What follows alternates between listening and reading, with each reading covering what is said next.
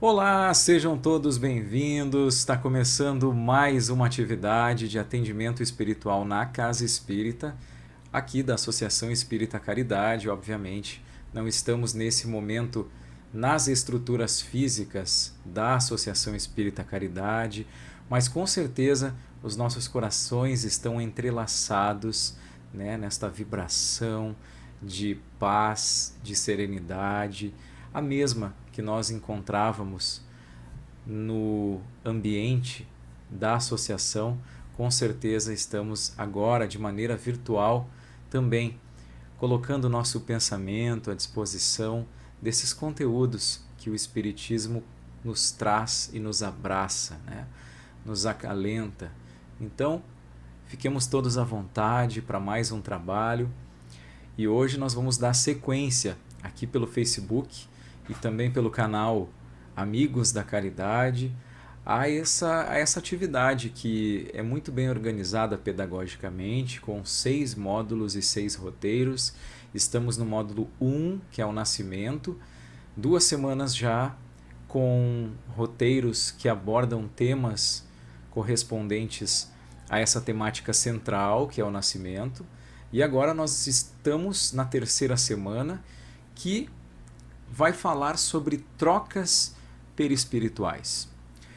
Mas quando a gente ouve a palavra perispirituais, pode ser que tenha algumas pessoas que estejam assistindo esse vídeo pela primeira vez e seria importante para a gente dar um passo mais firme, né? Não um passo na areia movediça dos termos difíceis, complicados.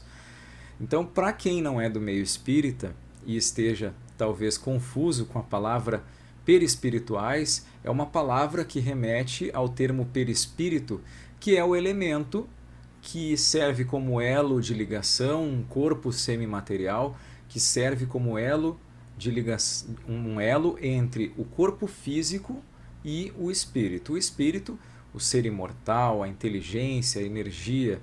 O corpo físico, esse que tem um CPF, que tem um nome, né, que tem uma data de aniversário. Inclusive, a minha está muito próxima, né, para quem está assistindo o vídeo agora, próximo desta data em que ele foi publicado. Então, gente, é um corpo que serve como ligação entre esses dois elementos. Ele dá a forma ao espírito, dá o formato humanoide ao espírito. Então, quando alguém diz que viu um espírito, na verdade viu o perispírito, que é o que dá a forma humanoide.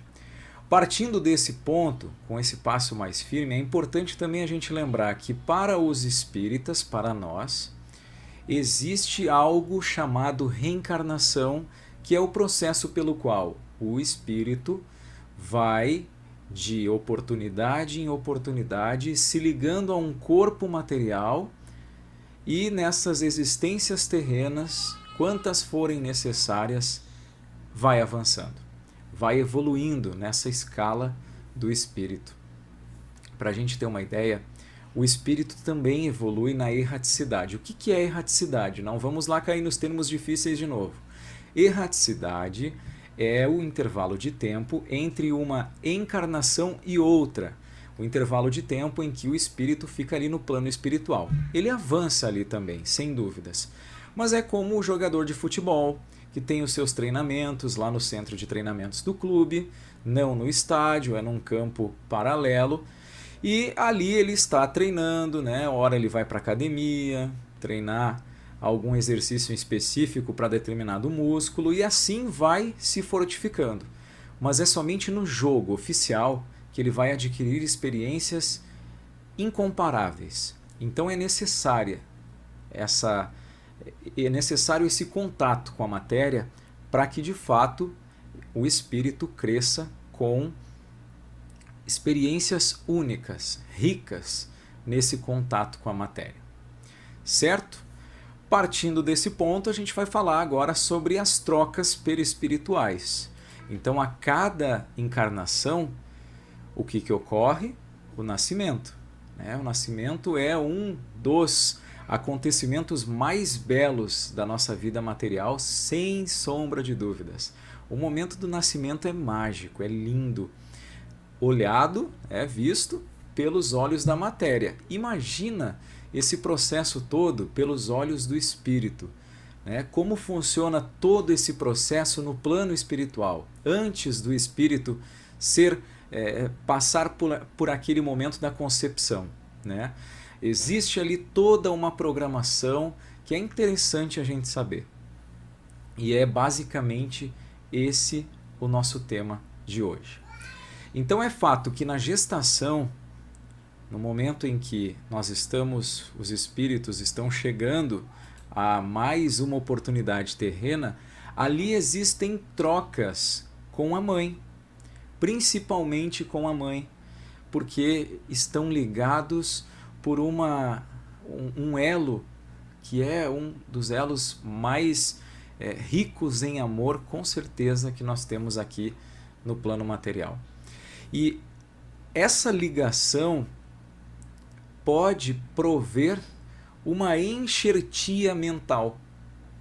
Então, os pensamentos começam a se misturar, a mãe vai recebendo pensamentos do espírito reencarnante, vai ocorrendo ali uma troca de emoções, de sensações. Para algumas mães é mais difícil, para outras elas conseguem perceber todo esse amor, todo esse sentimento nobre, né, de receber um espírito, de ter um ser dentro de si e entregá-lo a esse plano material. É lindo, gente. Então, a partir desse processo de enxertia, de novos acontecimentos para a mãe, para aquela que está cedendo a oportunidade ao espírito reencarnante, ela pode passar por momentos difíceis, até com pessoas, estranhar algumas pessoas, não gostar de alguns relacionamentos mais. Algumas podem sentir complicações no seu corpo físico, que são provenientes também desse contato, né, dessas trocas entre o espírito reencarnante, aquilo que ele já fez no passado e que vem com ele para mais uma experiência. A mãe pode sentir alguma coisa, basicamente falando desse momento da troca durante a gestação. Para ilustrar melhor, o trabalho de hoje sugere o estudo de um caso que está lá no livro Entre a Terra e o Céu, do autor espiritual André Luiz, psicografia do Chico Xavier e o instrutor espiritual do André Luiz. O André Luiz está como um aprendiz, visualizando aquele processo todo. E o instrutor espiritual é o Clarencio. Então, como é que começa essa história aí para a gente ter uma ideia? O caso é da vida do Júlio.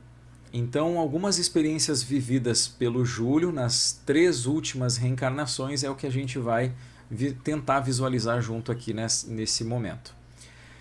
Na antepenúltima, né, na mais antiga, o Júlio atuou como militar na guerra Brasil contra Paraguai. Ele seduziu a esposa do seu melhor amigo e foi traído por ela.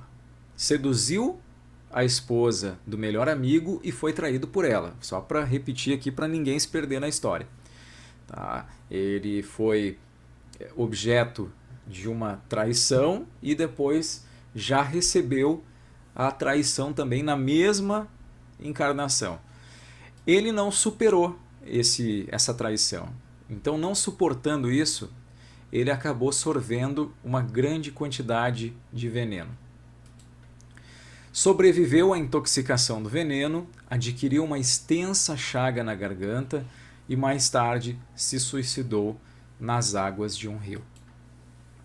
Chegando ao plano espiritual, ele sofreu muito, carregando no corpo espiritual, no perispírito, certo?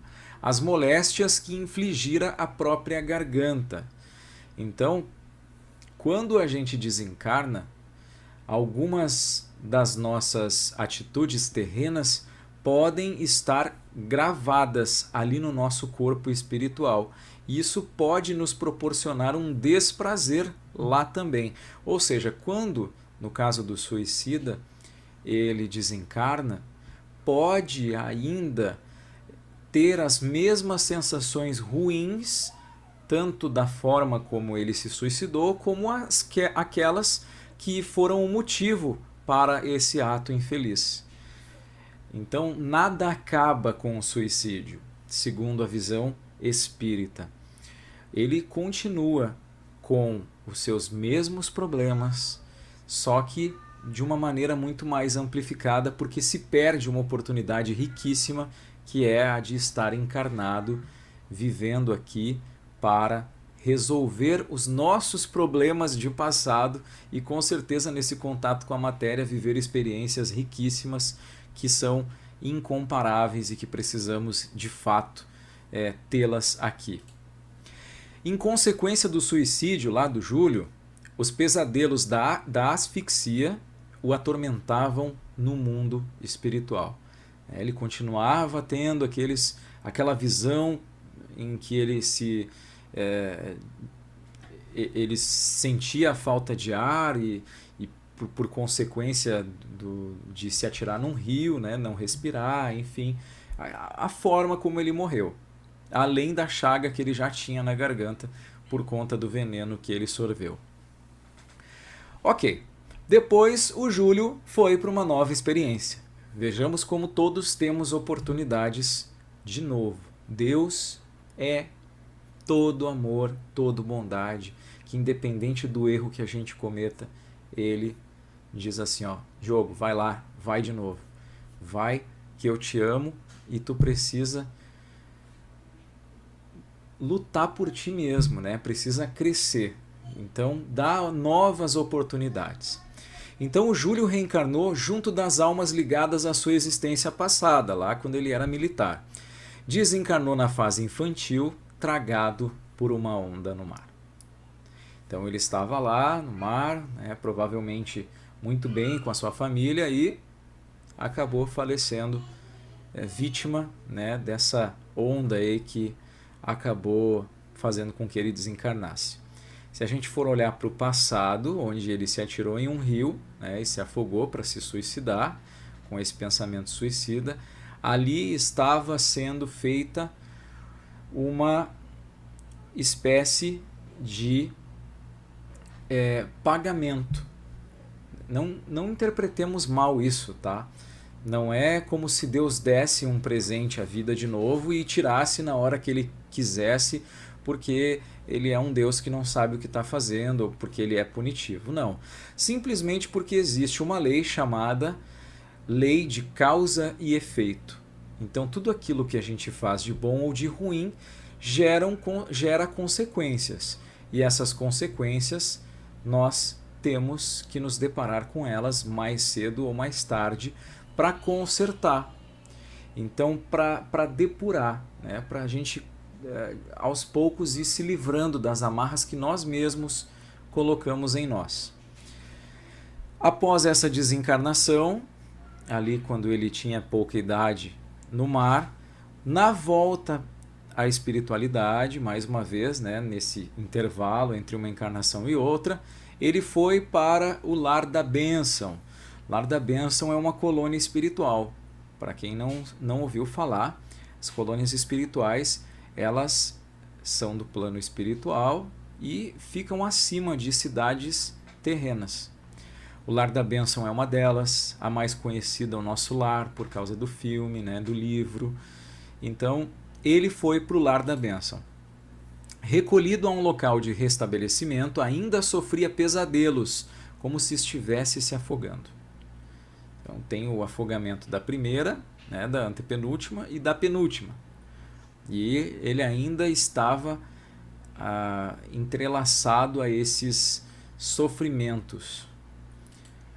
Padecia também de constantes dores de garganta e perturbação espiritual, lá por causa do veneno, da antepenúltima. Ele já passou uma experiência e a chaga no perispírito prosseguia, né? E isso lhe causava perturbação espiritual.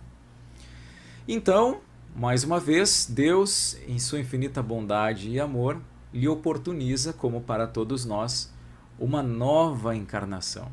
E ele renasceu novamente entre as almas ligadas ao seu passado.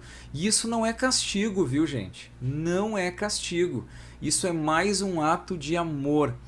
Porque se nós reencarnássemos em famílias totalmente alelas, assim, totalmente alheias, nada a ver com as nossas encarnações passadas, tudo bem, estaríamos construindo novos laços, né, com a nossa família, que é a família universal, a família de fato do Espírito, dos seres criados por Deus, é a família universal.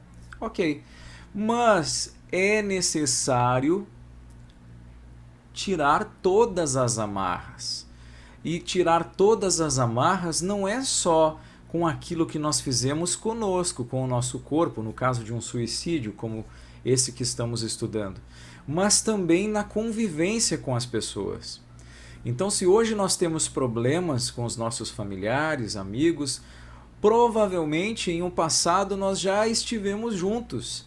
E talvez esse que hoje incomoda é porque ele se sentiu, ele tem em seu interior algo que ele não perdoou e que talvez até nós tenhamos feito, e a convivência se torna difícil porque ele internamente não sabe porquê, mas não consegue nos perdoar, e ali nós estamos para tentar superar isso. Então Deus, mais uma vez, num ato de amor, nos proporciona essa oportunidade de ali estarmos, para em algum momento a gente conseguir tocar naquele coraçãozinho que está machucado, que está dilacerado, com oportunidades que a vida nos apresenta, né, de amarmos, amarmos e amarmos.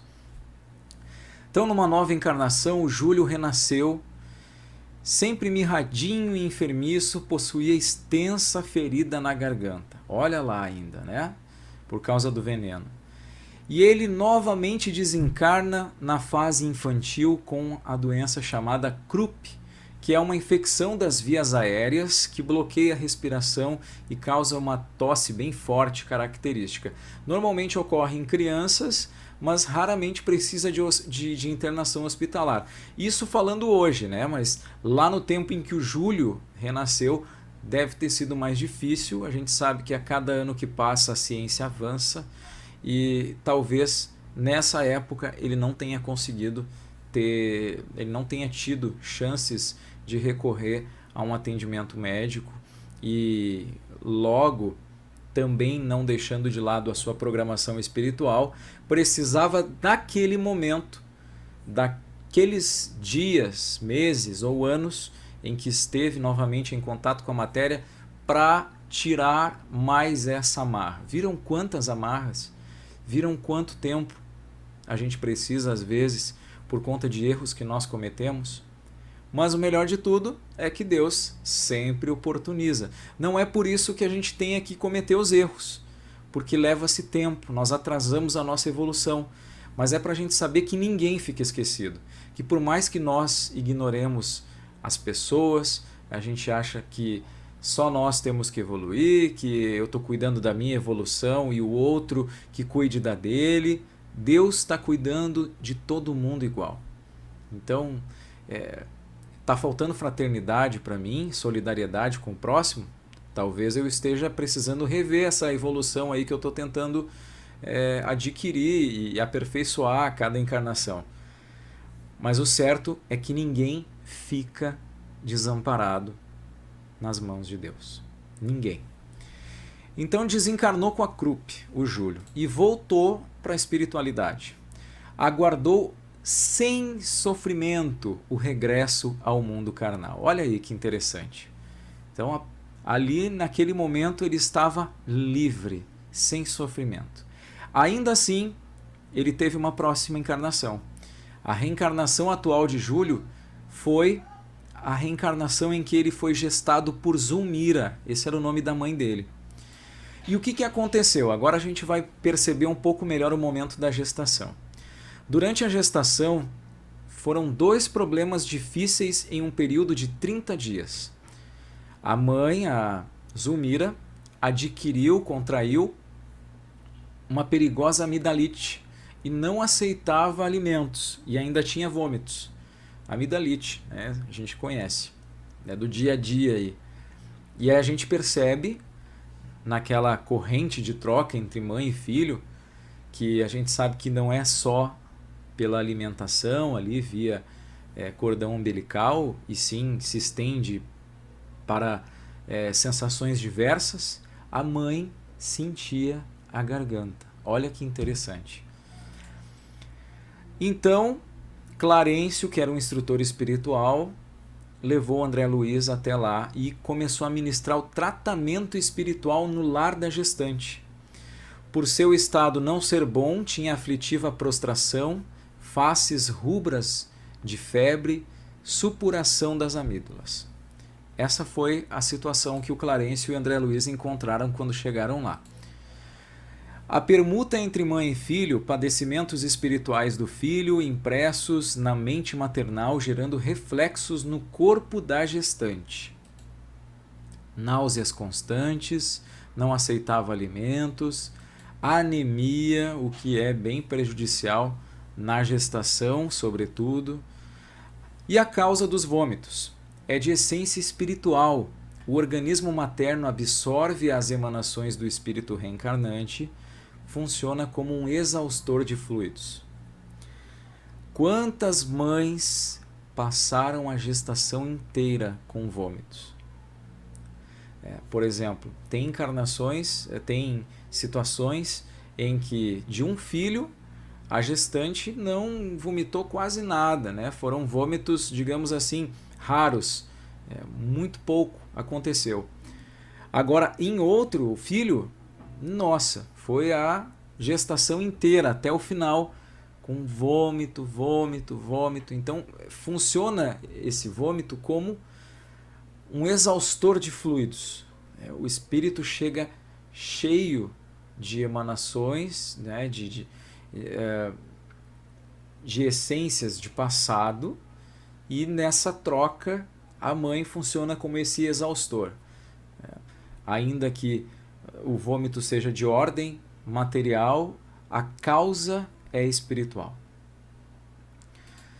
O tratamento aplicado pelo Clarencio foi recursos magnéticos na região do cérebro e também da garganta. Então, Clarencio aplicou recursos magnéticos, passes, na região do cérebro e da garganta. Começou o tratamento, passes na cavidade pélvica em socorro ao útero, também ali na região pélvica foram ministrados passes para esse fortalecimento do órgão em que o bebê ali estava, para que de fato essa encarnação ocorresse com a maior tranquilidade possível. Vejamos que aqui a gente está analisando a gestação da encarnação em que finalmente o Júlio pôde prosseguir, tinha uma programação espiritual para ele agora de fato, agora vai que é tua, Júlio, né? Porque agora tu já está sem aquelas amarras, as quais nas encarnações pretéritas tu já conseguiste te livrar daquele acontecimento lá quando ele era militar, em que ele se suicidou, tomou veneno, se atirou nas águas de um rio. Zulmira, após o tratamento, acusou melhoras imediatas. Foi a reação dela. Reabilitou-se o sistema circulatório, a febre decresceu, entrou em sono profundo e relaxante. E as considerações de Clarencio, porque todo professor, depois que faz a aula prática, tem considerações, e todo bom professor traz isso. E o Clarencio explicou lá para o André Luiz. A corrente de trocas entre mãe e filho não se circunscreve à alimentação material. As mentes de um e de outro mantêm-se em permanente comunhão. Certos estados íntimos da gestante alcançam o feto, marcando-o para a existência inteira. Olha só, até agora a gente veio falando daquilo que o reencarnante causa na mãe, porque as mentes de um e de outro se mantêm em permanente comunhão. Isso quer dizer que certos estados íntimos da gestante alcançam também o feto, marcando para a existência inteira. É por isso que a gente percebe em atendimentos psicológicos, por exemplo, houve especialistas, né, psicólogos, psiquiatras falando algo do gênero, dizendo que determinados pacientes têm certas emoções ou certas dificuldades na vida adulta decorrentes do tempo em que esteve no ventre da mãe. É por conta dessa permanente comunhão que rolou ali entre mãe e bebê, espírito reencarnante. Outros problemas de alguém que está gestando, de uma mãe. Decréscimos da vivacidade mental. A mãe começa a ficar esquecida, certas coisas que fazia antes já não consegue mais, gostos extravagantes, né? A mãe sente vontade de comer, por exemplo, pamonha, e o pai no Rio Grande do Sul corre para procurar pamonha. Onde achar pamonha? Isso aconteceu aqui em casa.